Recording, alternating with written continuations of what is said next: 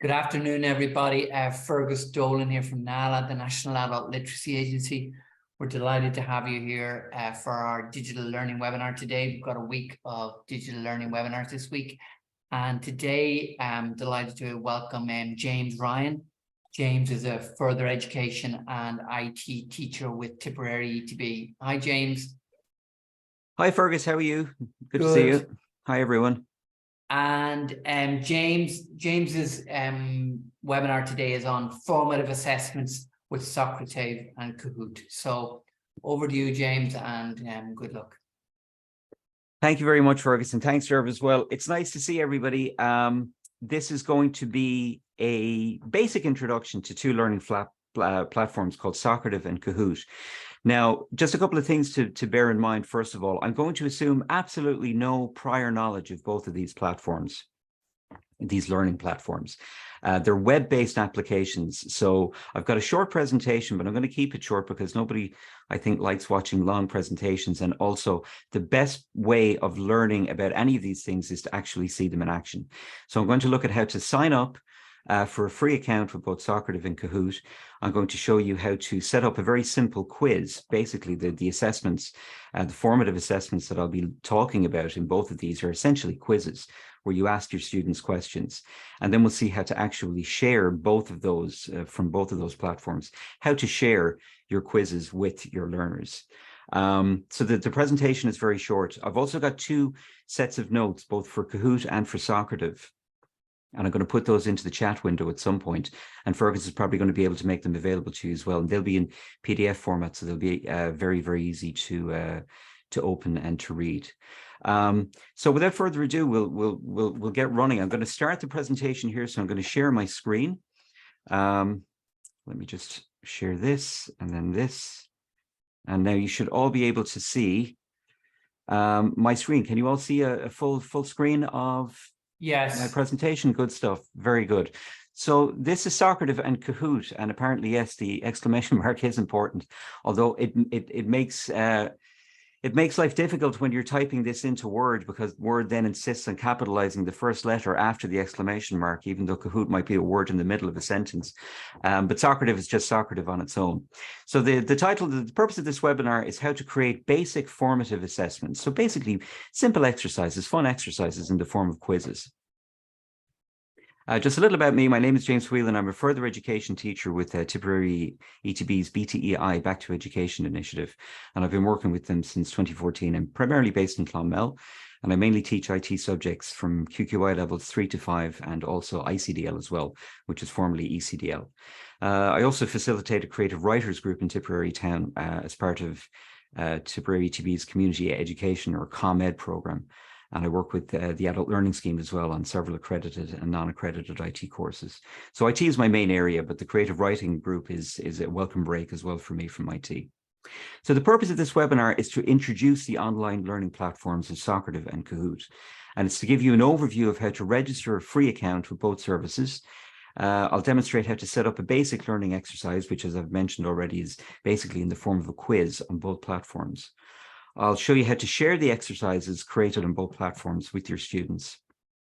And just talk briefly as well about the potential benefits when using either platform in class, because I'm mindful of the fact some of you may be IT tutors, some of you may not be, some of you might try and stay away from IT when you possibly can. And I know we're excessively surrounded by IT at the moment. And speaking as somebody who has worked in IT for a long time, even I will say that it's maybe too IT-centric and we maybe rely on it a little bit too much, but there are definitely benefits to using platforms like Socrative and Kahoot and cloud-based stuff as well.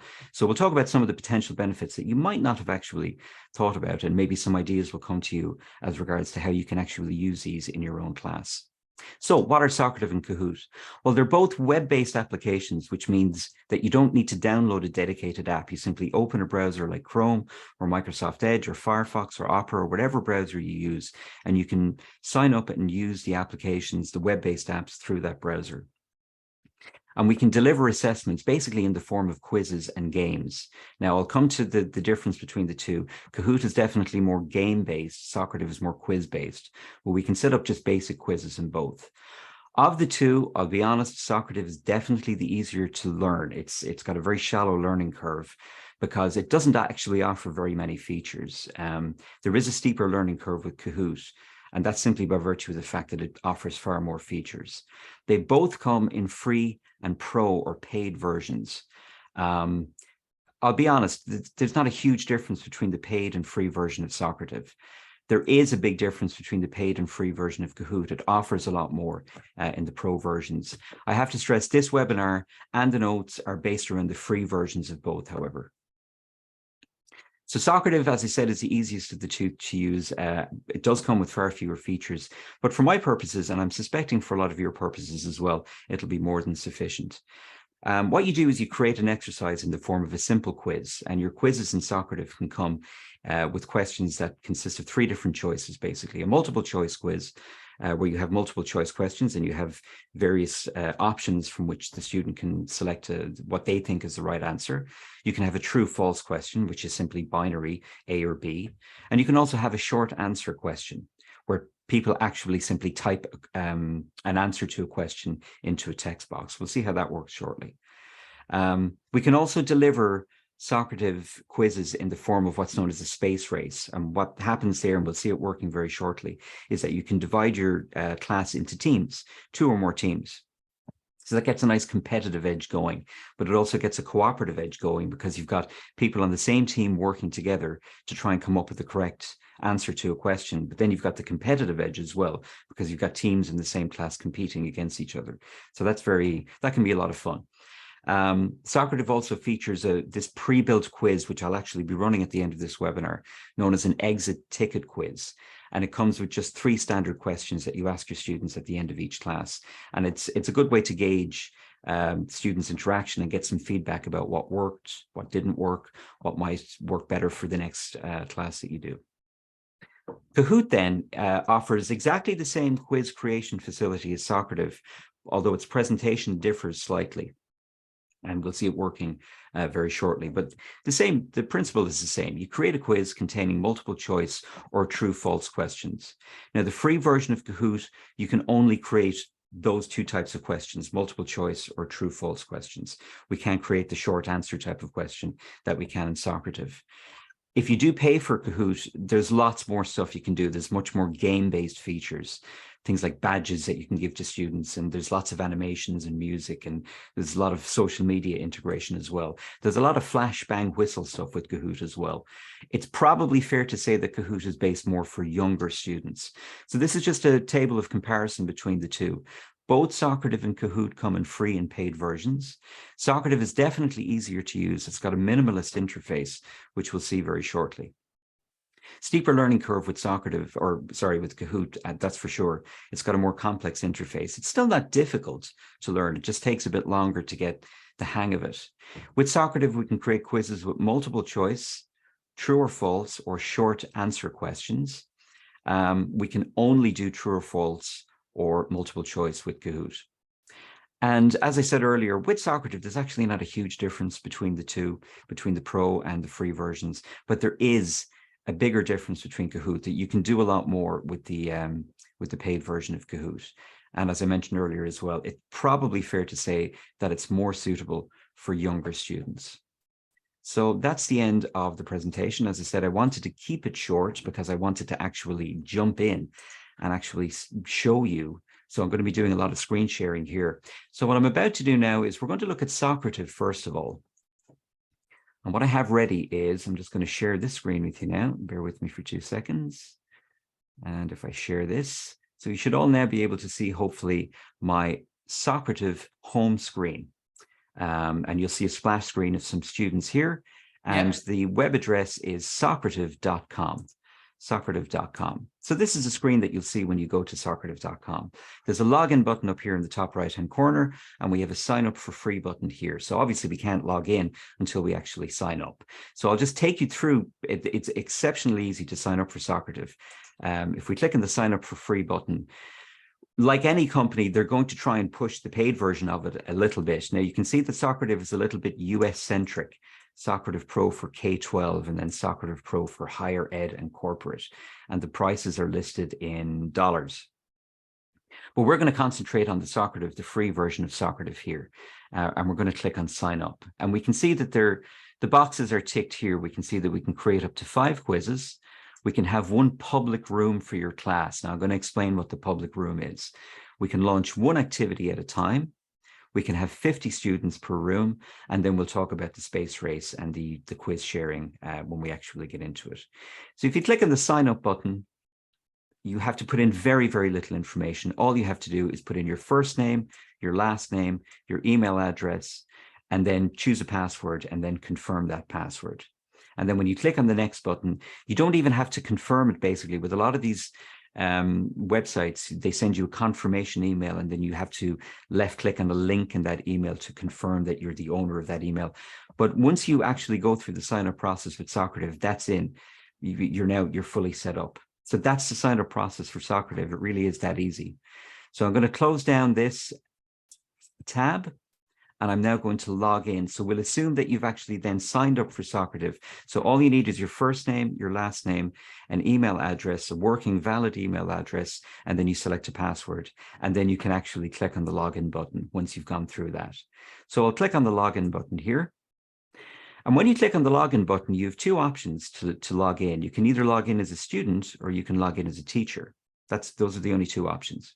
And then obviously, if you didn't have an account, you would sign up now. But we'll assume that you've signed up.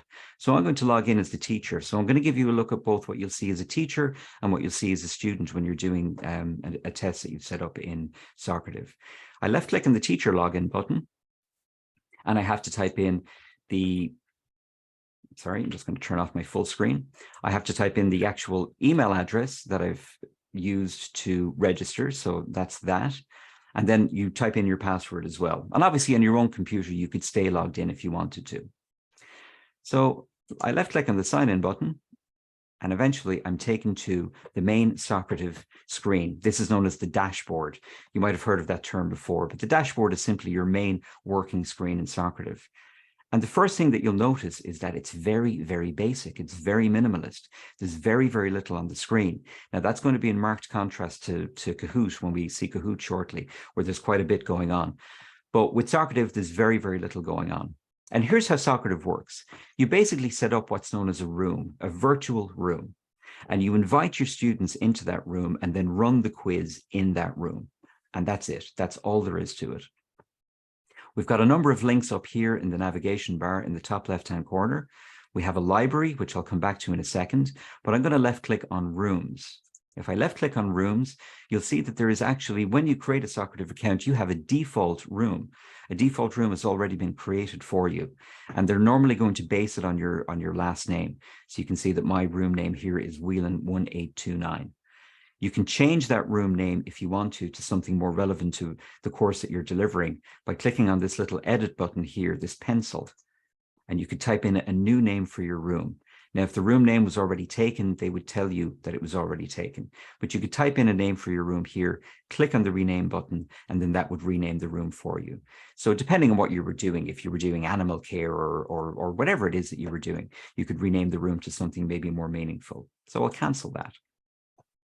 So that's all there is to the rooms. Now, in Socrative, the free version, we can only have 1 room, which is not really that much of a limitation, really, because we can simply keep recycling the quizzes in the same room. And you're only ever going to be probably teaching 1 class at one time anyway, so it's not really that big of a limitation. So now what I'll do is I'll go to the library. And the library is where your quizzes are stored. Anytime you create a quiz in Socrative, you'll see your quizzes in the library. A limitation on Socrative is that you can only have 5 quizzes, all right? Again, that's really not too much of a limitation, because what I do, and I only ever use the free version of Socrative, is I keep recycling the quizzes. That's all I do. And what I'll do is I'll type in the questions and the answers maybe into a Word document. And then when it comes time to recycle it again, I simply copy and paste the text in from the Word document so that I don't have to type everything back in. You might have to set up the quiz again from scratch, but you don't need to type everything in. So you can only have 5 quizzes. I've got 1 quiz already here called Capital Cities. So as you can see up here, I've got 1 of 5 free quizzes. So I've got 1 taken up. So again, the 5 quiz limitation really isn't that much of a limitation. So let's see how to actually create a quiz in Socrative. I'm just going to move the panel speakers here Up here in the top right-hand corner, near the top right-hand corner of the screen, there is an add button. And if I left-click once on add and go to new quiz, that will allow me to create a new quiz. You can also import quizzes from somebody else who might have a Socrative account as well, but we won't worry about that for now. New folder, that's also something that we don't need to worry about. It's also only available for pro users, but basically that just means segregating your quizzes into different folders if you had multiple classes. So we won't worry about that. I'll just left-click once on new quiz, and the new quiz screen will pop up. And it's very, very easy to get the quiz up and running. All we do is we left-click once to give the quiz a name. It's always called Untitled Quiz by default. You can leave it called Untitled Quiz if you like, but obviously it's always a better idea to get the quiz actually called something else. So I'm going to left-click once here in the box where it says Untitled Quiz. You could have also clicked on the edit button here, and I'll type in rivers. I'm going to set up a very short quiz, let's say on rivers of the world. This is just a simple example. After you type the name, don't click on save and exit, because what will happen is it will try to exit it, but it will say incomplete quiz. A quiz must have at least one question. So I'm going to X out of that box. When you type the new name for your quiz, all you have to do is left click out of the box, anywhere out of the box, and the name will be automatically saved. So here are the three types of questions. We have no questions currently in our quiz. We can ignore this align quiz to standard switch here as well. As I said, Socrative is quite US centric. And if you wanted to, if you were in the US, you could align it to a certain educational standard. But here in Ireland, we don't need to worry about that. So we can always leave that toggle off. The first thing I'm going to do is I'm going to add a multiple choice question. So I left click once on multiple choice, and the following screen appears. So we're still in our edit mode for this quiz. And we want to type in a question essentially, and then we want to type in a number of options from which the student can select.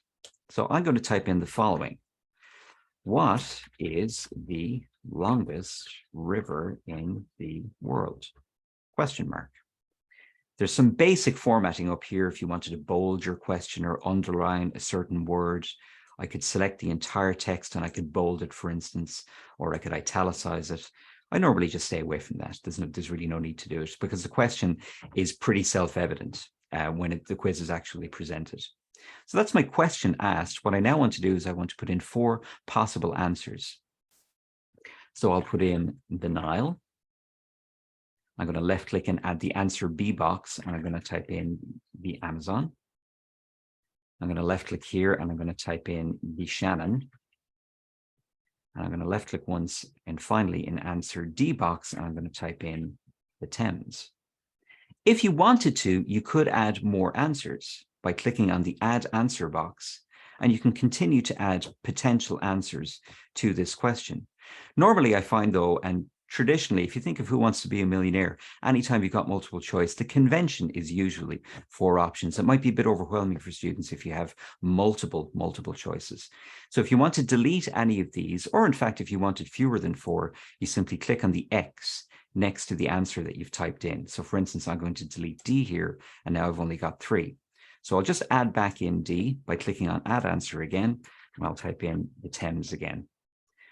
You can, if you want to, this little icon here will allow you to add an image for each individual question. So if I was to left click here, that will take me to a dialog box. It will produce a dialog box where I could actually select an image of a river. You might have images kind of pre-prepared or pre-made in a folder. That can look a bit fussy and it can look a bit kind of overwhelming as well. So what I normally do is I go over here and just put an image for the quiz in general. Okay, this is like a cover image for the quiz. So rather than putting an image for each potential answer, I'll just go over here, left click, and I'll select one of these. And that's it. That's the first question added. I don't need to save and exit because this is automatically saved as you go on. Now I'll add a true or false question, and I'll say, I normally like to begin true or false questions with true or false. You don't have to. True or false. So you're making a statement. So I'll say the Amazon is the longest river in the world. Now, something that you need to do, and that's all there is to adding a true or false question, but something that you do need to do with both of these questions is that you need to specify the correct answer. You need to let Socrative know what's the correct answer, because that's how it grades the student. So the Amazon, in fact, isn't the longest river in the world, so I'm going to click on false. And I need to go back here and I need to select my correct answer for question 1 as well. Now notice that I can't do it at the moment because I'm currently editing question 2. So if I left click on the little edit button here for question 1, I can now edit this question and I can select the correct answer. And in fact, the Nile is the correct answer. And the way we select a correct answer is we simply left click once on the select on the correct answer on the little radio button there. We call these radio buttons this circle. So I'll add one more question and then I'll actually show you how to run the quiz. And I'll actually ask you to do this quiz as well, even though I'm now giving you the correct answers, but that's okay. So I'll click on short answer now. That's the third and final type of question that we can add to a Socrative quiz. And what I'll say is enter the name of the river which flows through Cork City. Just change that spelling there. I'm not a huge fan of short answers for some types of quizzes because what I can do here is I can type in correct answers, optional correct answers.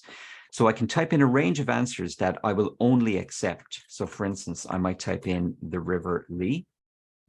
But what I'm trying to do is guess how people might actually answer the question or type it in.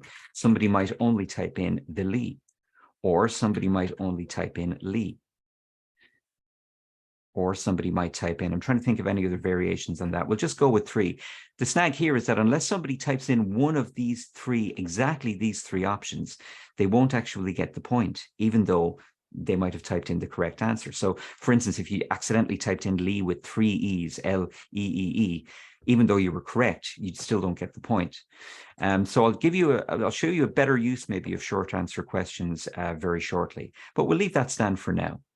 We can also select how many points we get for each question. So for instance, this one here, the default is always 1 point.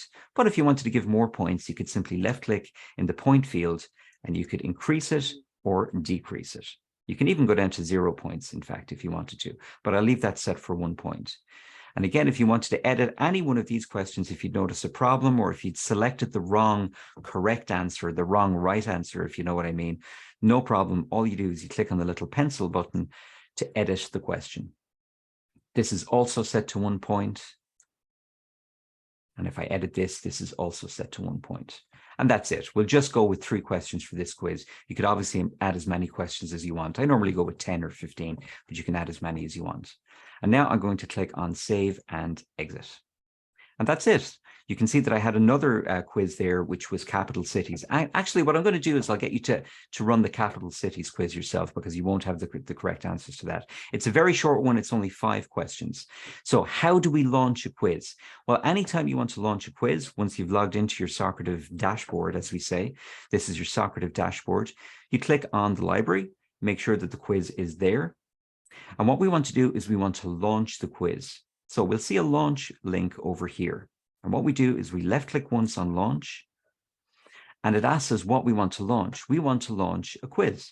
So I'm going to left click once on quiz. And what it does is it shows me the quizzes that are in my library. So I'm going to decide that I want to launch the capital cities quiz. And what I do is I left click once on capital cities. And there are 3 options for how you can deliver the quiz to your students. You can have instant feedback, where essentially when somebody answers the question on their device, on their browser, in their phone or on their computer, or however they're engaging with the quiz, they will immediately be told whether they're right or wrong. That's the default. Open navigation means that students can jump around and answer the questions in any order that they want. Or you can do what's known as teacher paced, where you decide when to launch the next question. So you can say, right, has everybody finished question 1? And everybody says yes, and then you launch question 2. The default is instant feedback. So I'll do this. Require names. This is where, obviously, when somebody is entering the quiz, ideally what you want to do is you want to know their name, and that's how you know who's answering the question. So I'm going to leave that ticked by default. I'll turn it off for this, however. I'll anonymize the entries. Okay, but by default, you'll probably want that on. And that's it. Now I'm ready to click on the launch button. So I'm going to click on launch, and it's going to start the activity. And this is what you're going to see. You're going to be taken to the results screen.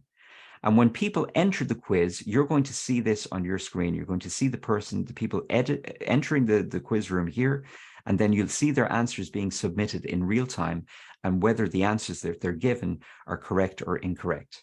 However, we can't see anybody here at the moment because I haven't invited anybody yet. So what you want to do is you want to click on Invite Students. You can click here or click here on Invite Students. So here's where you get to do a little bit of work now. If I left click on Invite Students, there are two ways that students can enter a quiz. They can either scan this QR code. I find that a bit messy sometimes because you need certain apps to scan the QR code, and whether somebody has iOS or whether they have Android, it just gets a bit messy. So the easier thing to do is, can I ask you all, if you can do this on your phone or you can do it on your computer, if you go to the following link, gosocrative.com, gosocrative.com, and I'll show you what this looks like. I'm going to stop sharing in a second, but I'll let you all go to gosocrative.com, and you'll be asked immediately for the name of my room, the teacher's room. And the name of the room is Whelan 1829. There's no space at all. I'm pretty sure it's case insensitive, which means it doesn't matter whether, but I'm pretty sure as well that when you type this in, it will automatically convert it to caps anyway. So go to gosocrative.com. I can see people coming in already. That's good. And I can see people are now starting to answer questions. So obviously, if I hadn't anonymized it, we would see people's names here. But this is now me, the teacher, in real time, seeing the answers being submitted.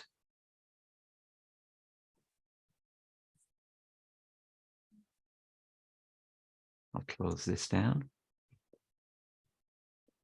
At any point in time, if I decided that I wanted to end the quiz, now I'll leave it run for another few minutes, I can click on Finish Activity up here, and that will automatically end the quiz for everybody that's participating in it. So you can see the table being filled in here. And what you can also do is you can leave the screen up and running so that students can look up and they can see this happening in real time. So again, it introduces a kind of a competitive edge, which can be a lot of fun.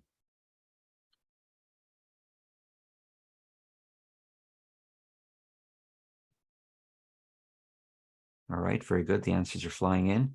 So we've got 11 people currently doing the quiz right now.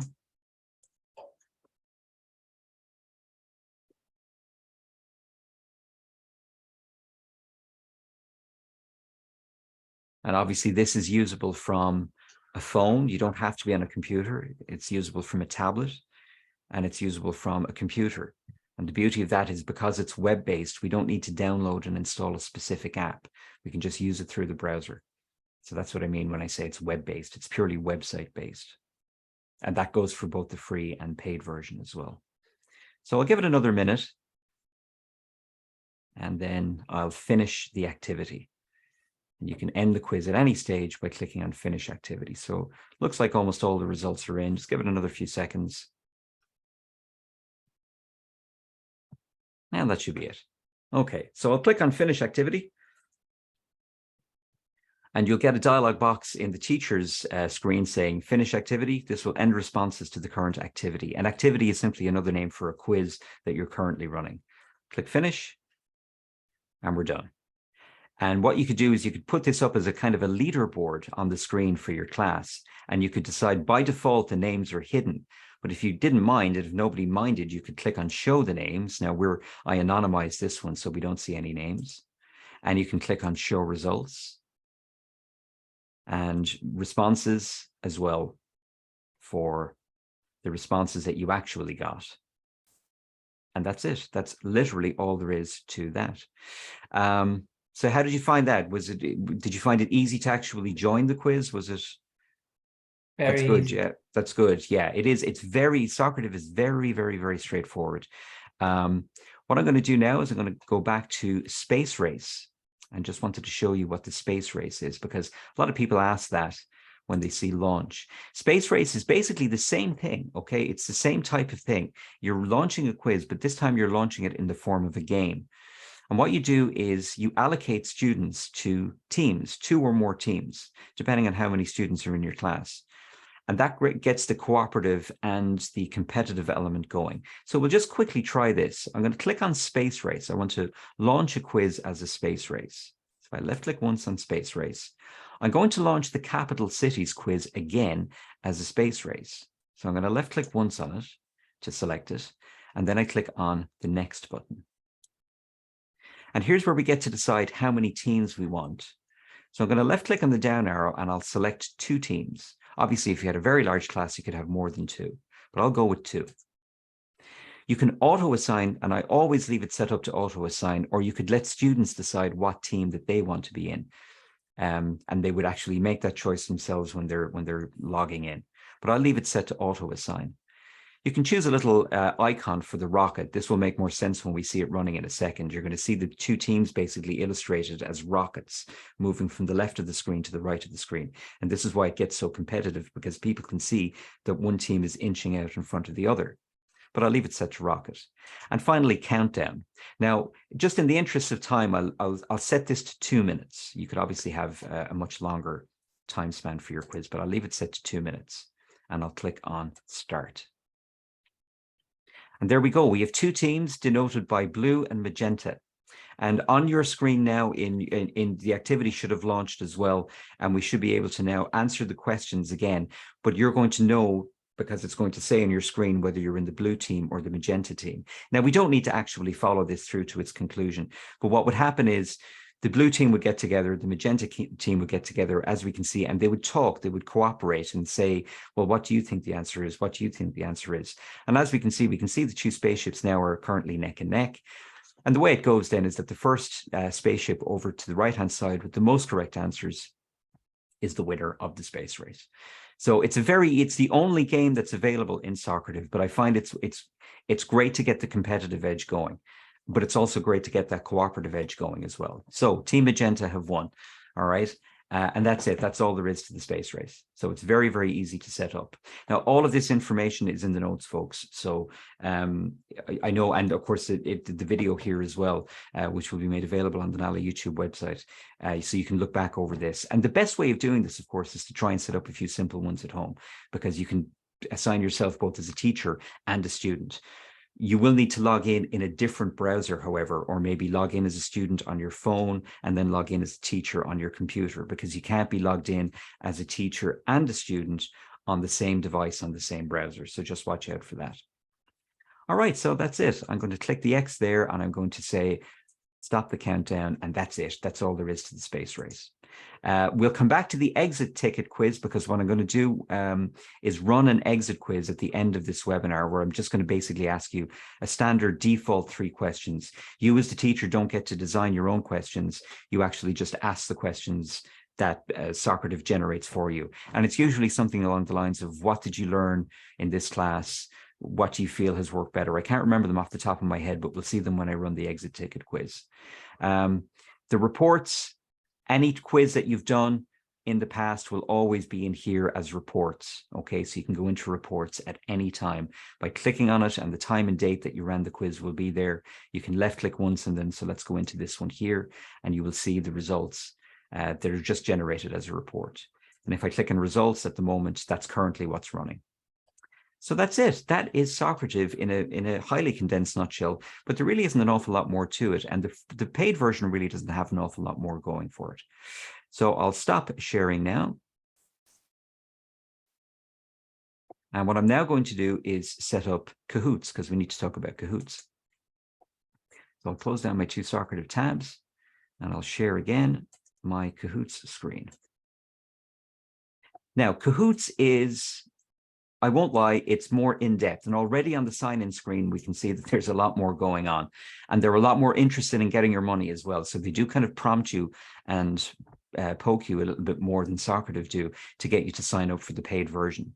Again, signing up is a little more involved maybe than signing up for Socrative. But if I click on sign up, you have to choose your account type. So you're either going to sign up as a teacher, a student, personal, or professional. I'll go with teacher, because most of us obviously are teachers. You can then choose school, higher education, school administration, business. To be honest, it doesn't really make a difference. This is really just for Kahoot's own marketing purposes. They want to know what percentage of people are using their services from higher education or from business. So I'll just go with school. The prices can be different, however. And then we put in a valid email address and a valid password that we want to use. That's how we would do this. As far as I can recall, you don't have to click on a confirmation email with Kahoot.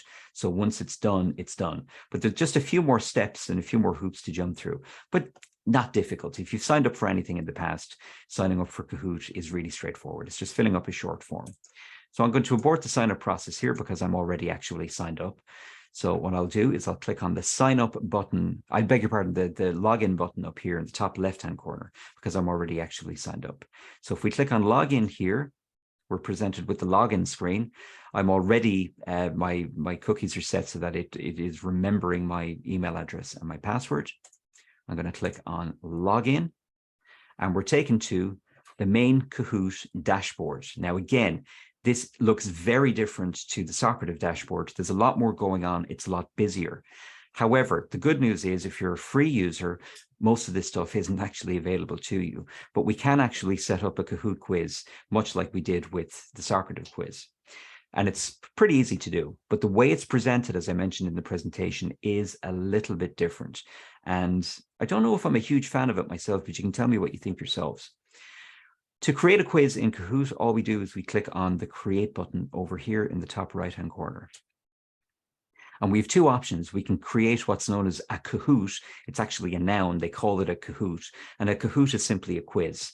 Or we could design a course, which is best for longer sessions. You can put in video clips and slides and so on.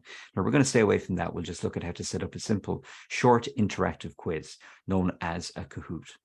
I left-click once on Kahoot, and I'm taken to the following screen. And they ask me, what kind of a Kahoot do I want to create? There are some standard templates built in, like a discussion. You can spark a discussion with polls. We can set up a poll type one. We can teach with slides, depending on what's kind of, if any of you were working with literacy or spelling or English, you could do spelling and adjective ones. But I'm just going to go with a blank template. Okay, we'll create our own one from scratch. So I'm going to go over here to this one here, which is just a new Kahoot, and I'm going to left click once on the Create button. And we get up the following screen. So it kind of looks sort of similar to Socrative because the basic fundamental principles are the same. This is really just a variation on a theme. So no question, no answer at the moment. So I'm going to start typing my first question up here. And I will go with the following. I'll actually go with the same standard one, or the questions that I did in the other one. I'm going to say, what is the longest river in the world? And then I get to type in 4 possible answers. Again, I could left click down here if I wanted more than 4 options, but I'll just go with 4 options. Now these symbols and colors here will make more sense in a second. So I'm going to left click and add answer 1, and I'm going to type in the Amazon. I'll left click here and add answer 2, and I'll type in the Nile. Left click in answer 3 and type in the Shannon. And then finally left click in answer 4 and type in the Thames. And that's it. That's my first question created. But of course, I have to select the correct option. I have to tell Kahoot what the correct option is. So I'm going to left click once on the Nile. And we can see this little tick here indicates that that is the answer that I've specified as the correct one. Make sure you do this right, actually, because obviously students do get quite understandably annoyed if you select the wrong right answer. And I've done it on a few times. So you need to kind of edit this. And it's always a good idea to run this test, maybe pass somebody else, get somebody else to do it for testing purposes. So that's the first question. I'm now going to add another question. And I do that by left clicking up here on Add Question. And I get up this floating box here, and it asks me essentially, what kind of question do I want to ask? Now, unfortunately, all of these stars here mean that these are only part of the pro version, all right? So we've only got 2 kinds of questions that we can add with Kahoot, and that's either a quiz or true or false. Quiz means basically multiple choice, and then true or false is obviously true or false. None of these, even the type answer ones, the short answer ones, are not available. So I'm going to left click once on this time true or false. And again, I'm going to start typing my question, and I'll say, I always like to preface the statement with true or false. You don't have to do that, but it really does let the student know that you're asking them to determine whether the statement that you're about to make is true or false. And I'll say the Amazon is in Africa. All right. Now I get to determine, or I get to select whether this is true or false. So again, be very careful. The Amazon isn't in Africa. It's in South America. So I need to click on false here to make sure that this is the correct answer. And that's that. Okay. That's literally all there is to it. Over here, we can decide whether we want a time limit. There's a default time limit on each question, and this really does create a competitive edge for people. The 20 seconds is, I find very often it's normally a bit stingy because of the way the question is presented, which we'll see when it's running shortly. So I'm going to go with, I'll go with 30 seconds. And we can also have standard. You can have the standard number of points, or you can have double points. So you might think that one question is maybe particularly hard, so that if you think, well, if somebody gets that right, they deserve double the number of points. Or you could go with no points. You could say maybe it's just a poll type question, or it's not a question that you're interested in marking. You can just go with no points. I'll leave it set with standard. And just for the sake of completion, I'll add one more question. So I left click on add question again. Again, I can only select either a quiz, a multiple choice type question, or a true or false question. So I'll go with quiz this time. We'll go back to multiple choice. And I will say, in what country is the... I was going to say in what country was the Orinoco, and then I suddenly realized I don't know where the Orinoco is. Anybody know where the Orinoco is? Just remembering Enya's song, Orinoco Flow. Well, I'm going to cheat, and I'm going to Google it. It doesn't really matter, of course, for the purposes of this. The Orinoco is in, it's in South America, and it's in, we'll just say actually, in what continent? Continent is the Orinoco River. Orinoco. It probably flows through multiple countries. So I'll say Europe. So all I'm doing here is I'm typing into my answer boxes here, and I'm typing the answers. Africa, Asia, or Antarctica. And obviously, as with the others, I have to select the correct answer. It's very important that you do this. Kahoot won't let you actually save the quiz anyway. It will prompt you. It will say, you haven't selected a correct answer for this. But just make sure that you select the correct right answer. So I'm going to go with, oh, I didn't actually type in South America. Sorry. So what I'll do is delete Antarctica. It's in South America, and I'll type in South America. So I need to select the correct answer, and I do this by simply left-clicking once beside the correct answer. That's it. That's all there is to it. And again, I can choose a different time limit. So I'll go with 30 seconds, standard points. And if you want to edit any of the questions that you've done, all you have to do is left-click on the question over here on the left-hand side. This time limit I'll set to 30 seconds. This time limit I've already set to 30 seconds. Again, you can insert some media like a picture as well by clicking on find and insert media. You only get a certain number of images with Kahoot, but if you had one that you wanted to upload yourself, you can upload it here. Something went wrong while uploading the results. That can happen sometimes with the image uploader. So I'll just press the escape key to get rid of that. So let's see how to run this quiz now in Kahoots and share it with people. I'll left click once on save. And we need to enter a name for the quiz, so I'll just call it Rivers. And you can type in an optional description telling people what it's about. I'll leave that blank. I'll click continue. And that's it. That's all there is to it. So you now have three options. You can test this Kahoot, always a good idea to do that. You can play it now yourself, or you can share it with others. I'm going to left click on share it with others. Left click on share it with others. And what you'll do, you'll get a couple of things. You'll get a link down here, which can be a bit long. I don't like to do it that way. So I'm going to click on close, and I'm going to click on the done button. And I'll show you an easier way of sharing this quiz. So I'm going to left click once on the start button over here on Rivers. And we do that by going to the library. Just like we had a library in Socrative, we have a library in Kahoot. So once your quiz has been created and it's been shared, you left click once on the library link, and you simply click on the start button. You start the Kahoot. You start the quiz running. So I'm going to left click once on start. And what happens is another tab will open in your browser. And you have two options for running your Kahoot, either in classic mode, which is where people do the quiz on their own, or in team mode. And that's very like Socrative, where you can split your class up into teams. Let's just run this in classic mode.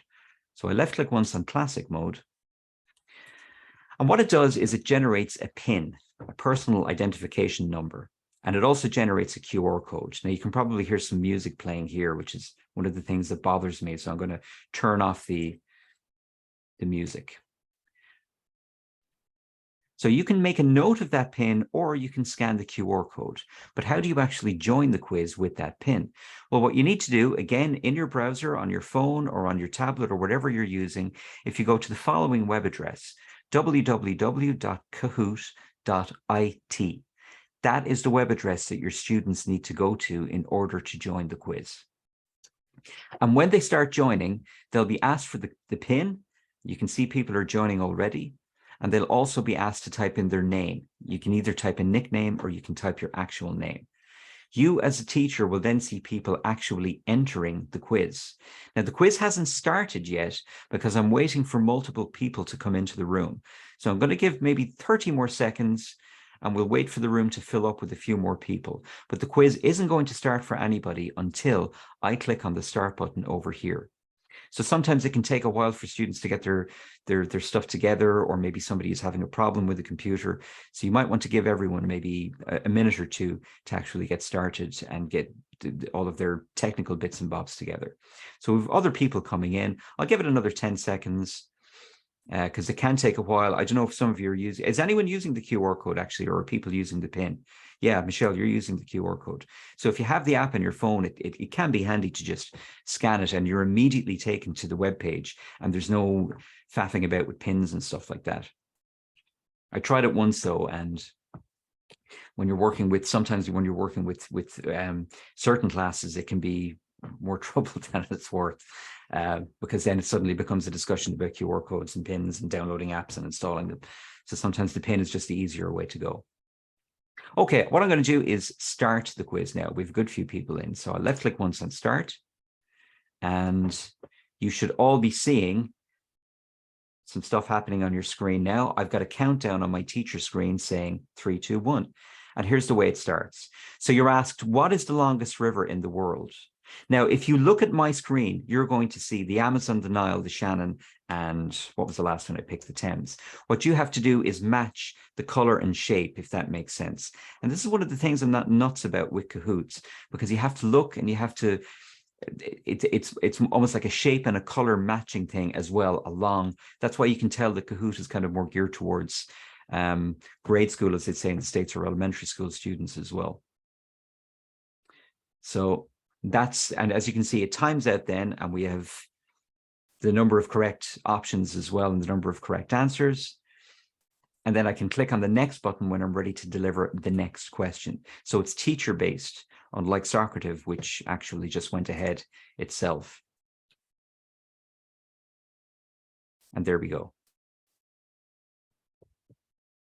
We get up a kind of a little bit of stats about the people who have answered the question. And if I click on next, we get a true or false question. The Amazon is in Africa. And again, you can only click on false or true, but you have to look at my screen and see what the question is, first of all, and then match your color and shape and select it. So again, we have a timer counting down here, 15, 14, 13, 12. I've got 8 answers coming in here. Can't remember how many people are in. 3, 2, 1. And that's it. And now I can click on the next. So 7 people got it right. And there's your leaderboard at the moment. This is the leaderboard that's displayed. And then finally, we have one final question. In what continent is the Orinoco? And of course, it's in, well, probably remember where it is. It's in South America. And again, I gave 30 seconds, which was probably a bit long for some of these questions, but you can always. Now, if at any point during a quiz, if you want to skip a question, you can left click up here in this on the skip button. If you wanted to skip past a certain question, if it was causing problems, and it would just proceed to the next question. So you can do that with any question while you're running the quiz in Kahoot.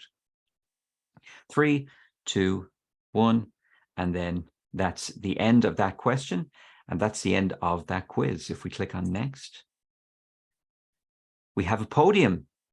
And it's, so again, it's, you can see it's geared towards younger learners.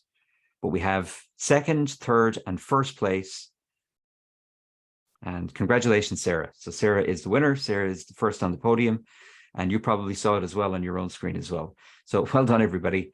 And if I click on next again, I can, every question was answered correctly by most players. So you can view a full report as well. And that's all there is to running a very, very simple. We can go back to the podium, we can view the full report, or we can play a new game. And if I was to click on play a new game, it would simply bring me back to my Kahoot dashboard. I would click on my library and I would start another quiz. So it's a bit more involved than Socrative. There is an awful lot of stuff you can do with Kahoot. It's very, very involved. But it's good. One of my colleagues uses the paid version of Kahoot and she swears by it. I've used it a couple of times, but if I'm being honest, I use Socrative more because I work with a lot of level 3, level 2, sometimes and level 3 learners who are not comfortable with IT and you don't want to hit them with too much. It can be kind of sensory overload, Kahoot. So that's the two platforms. That's how to get up and running with the two platforms. The last thing I'm going to do here is I'm going to run this exit ticket quiz in. I'm going to stop sharing here and I'm going to jump back into Socrative and I'm going to run an exit ticket quiz where you're just going to be asked 3 questions. And I'm going to click on that, click on this, left click on exit ticket, stop that current activity. Okay. I'm going to invite students. So can I ask you all, I'm going to share my screen again.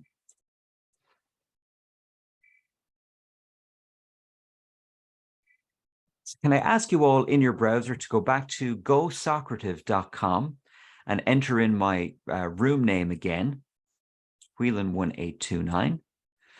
And you're going to be asked basically, one of the questions is a multiple choice.